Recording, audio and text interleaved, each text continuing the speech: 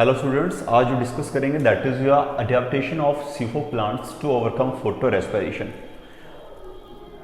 Photo respiration हम ये study कर चुके हैं कि फोटो रेस्पिरेशन फॉर प्लांट्स एक वेस्टफुल प्रोसेस है और उसको ओवरकम करने के लिए we have this C4 plants.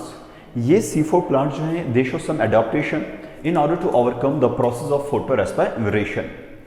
Now आज जो डिस्कस करेंगे हम ये पढ़ेंगे कि ये C4 प्लांट्स में ऐसी कौन से अडेप्टेशंस हैं जिनकी वजह से ये फोटो रेस्पिरेशन को ओवरकम करते हैं and they show the normal process of photosynthesis.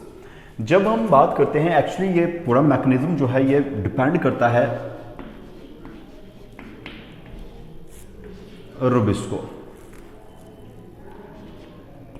Rubisco की बात की जाए तो मेनली ये अंडर द कंडीशन, कौन सी कंडीशन है, that is your high temperature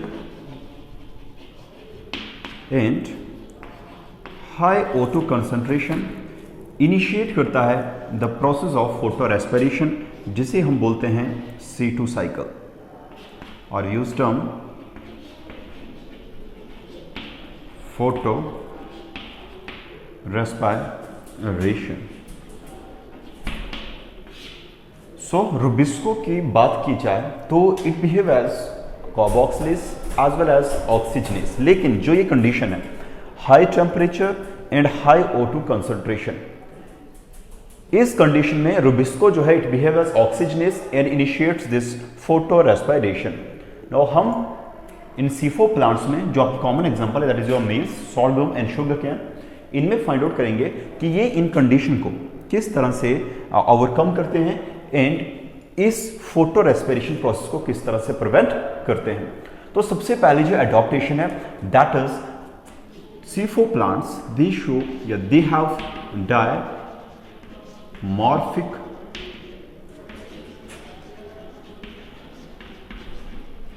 chloroplast.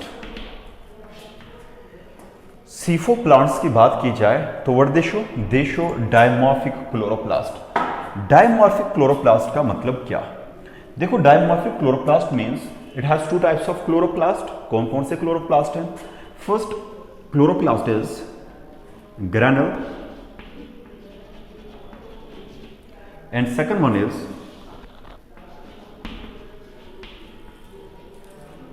agranule. So we have two types of chloroplast here.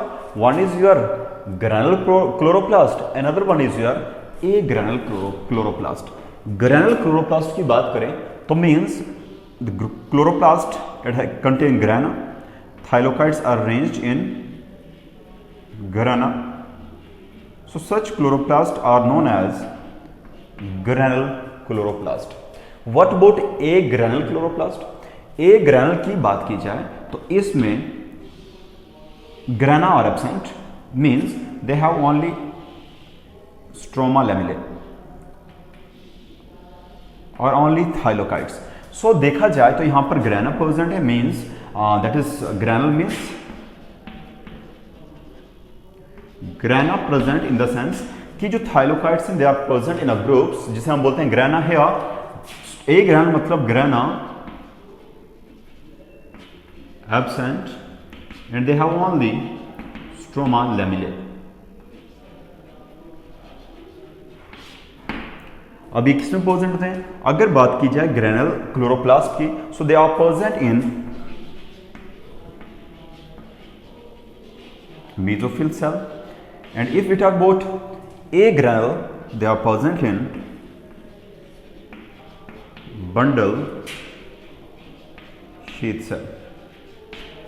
So granule chloroplast की बात की जाए तो they are present in where they are present in the mesophyll cell of the leaves and agranule की बात की जाए तो they are present in bundle sheath cell of the leaves.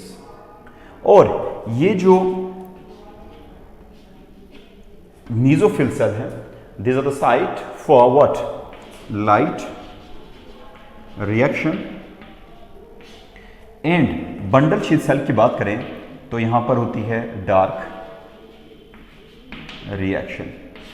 So in case of C4 plants that is site for photosynthesis, both we have mesophyll cell as well as bundle sheath cell. Mesophyll cell में होती है light reaction और bundle sheath cell में होती है dark reaction. First अगर बात करें तो first adaptation that is dimorphic chloroplast in the leaves.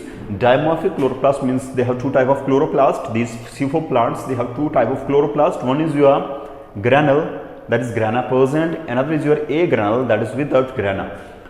Granular chloroplast की बात करें तो मेनली ये प्रेजेंट होते हैं मेसोफिल सेल में और ये इन्वॉल्व होते हैं, they take part in light phase of photosynthesis. And what about A granule? इनमें ग्रेना एब्सेंट होते हैं, means stroma lamella are present और ये प्रेजेंट है mainly where, that is bundle sheath cell में और ये part they take part in dark phase of photosynthesis. उसके बाद सो हमारे पास ये साइट ऑफ फोटोसिंथेसिस या site of C4 cycle in case of C4 plants is your mesophyll cell and bundle sheath cell. One more adaptation and the important one is your crayon's anatomy. तो एक और adaptation ये show करते हैं और वो adaptation क्या है?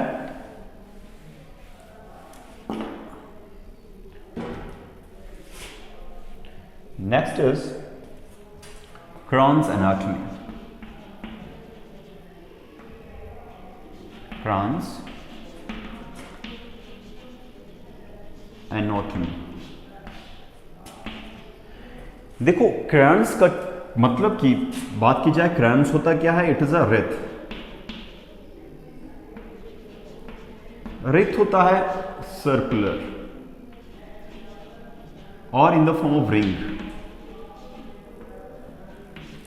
सो व्हाट दिस सर्कुलर और रिंग, क्या ये क्रेयॉन्स का मतलब क्या? सो ये एक special type of leaf anatomy होती है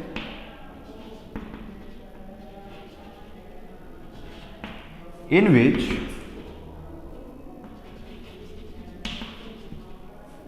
vascular bundle are surrounded by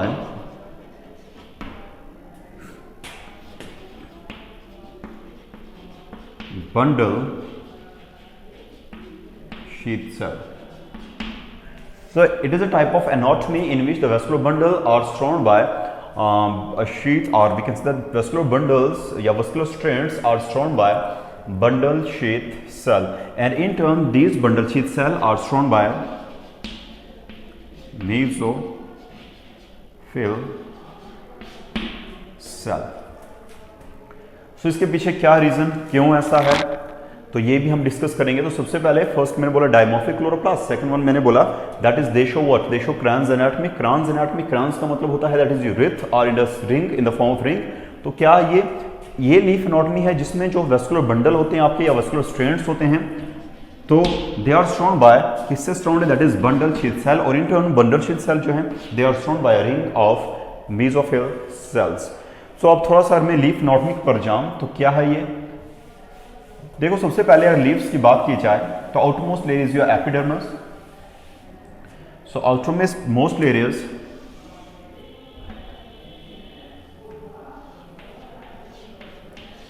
epidermis. This epidermis, beneath the epidermis is your parenchyma.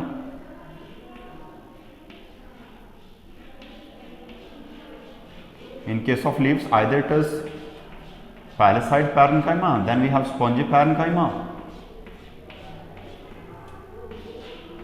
We have some mesophyll cells, and now here we have these bundle sheath cell, and these bundle sheath cell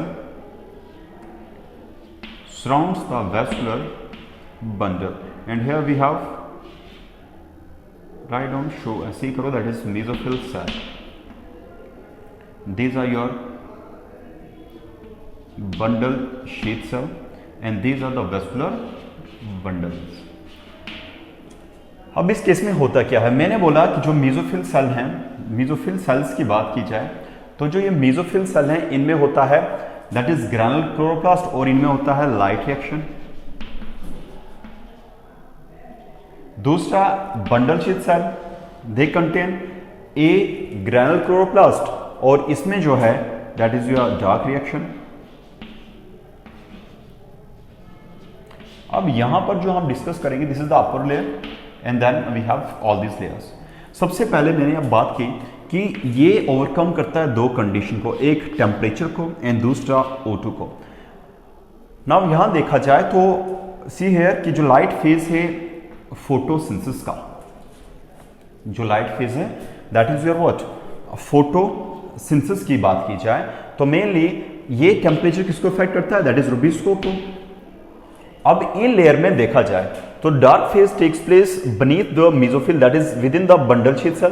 तो bundle sheath cell जो हैं ये बहुत नीचे हैं, they are beneath, they are deep seated in the that is leaves. So temperature variation की बात करें, ऑफ कोर्स टेम्परेचर की बात करें तो upper portion is more expose to the light, to the temperature. यहां पर टेम्परेचर ज्यादा रहता है, मेसोफिल सेल में भी ज्यादा रहेगा as compare to what bundle sheath cell. So देखा जाए तो इन ऑर्डर टू ओवरकम, ये एक सबसे पहली एडॉप्टेशन इनकी बंडल शीथ सेल की कि they are deep seated. That's why यहां पर जो टेम्परेचर का डिफरेंस रहता है, टेम्परेचर में वेरिएशन जो है मतलब ज्यादा हाई टेम्परेचर यहां पर नहीं होता है, यहां पर होता है what low temperature as compare to mesophyll cell और as compare to this parenchymoidal cell. So mesophyll और बंडल शीथ सेल को दोनों को कंपेयर किया जाए तो in case of bundle sheath the temperature is low as compare to mesophyll cell because bundle sheath cell are deep seated. So एक तो इन्हें इस एडॉप्टेशन को ओवरकम कर दिया कि यहां पर बंडल शीथ सेल में टेम्परेचर क्या है कम है। Second one is we talk about ये जो रुबिस्को जो है ये ऑक्सीजनेस बिहेव करता है जब O2 की कंसंट्रेशन होती है हाई। अब all of you know that कि लाइट रिएक्शन के टाइम O2 जो है प्रोड्यूस होता है during light phase of photosynthesis. अब ये लाइट फेज कहां पर हो रहा है, मेसोफिल सेल में, और डार्क फेज कहां पर हो रहा है, that is your in bundle sheath cell. So O2 कहां पर रिलीज हो रहा है, that is in mesophyll cell. Bundle sheath cell में O2 रिलीज नहीं हो रहा है। इट मींस जो यहां पर रुबिस्को प्रेजेंट है बंडल शीथ सेल में, उसका कहीं ना कहीं O2 जो है उसका कम इफेक्ट उस पर होगा क्योंकि O2 जो है प्रोड्यूस हो रहा है मेसोफिल सेल में, और जो आपका रुबिस्को जो डार्क फेज इनिशिएट कर रहा है वो कहां पर हो रहा है, that is in what in your bundle sheath cell. So ये दो मेन थिंग है, एक टेम्परेचर को ये इस तरह से ओवरकम करते हैं, दूसरा दैट इज O2 को, क्योंकि हमने अपनी जो साइट है वो ही चेंज कर दी। लाइट फेज कहीं हो रहा है, डार्क फेज कहीं और हो रहा है। सो लाइट फेज में O2 जो प्रोड्यूस हो रहा है वो डार्क फेज को कहीं ना कहीं इंटरफेयर नहीं करेगा। Got it? So these are the adaptations. एक मैंने बोला आपको that is your dimorphic chloroplast and second one is your Kranz anatomy. These are the two adaptations shown by these C4 plants to overcome the process of photorespiration. अब जो next discuss करेंगे हम that is your C4 cycle. उसमें हम discuss करेंगे किस तरह से ये C4 plants जो हैं photosynthesis show करते हैं. So it's all about for today. Thank you.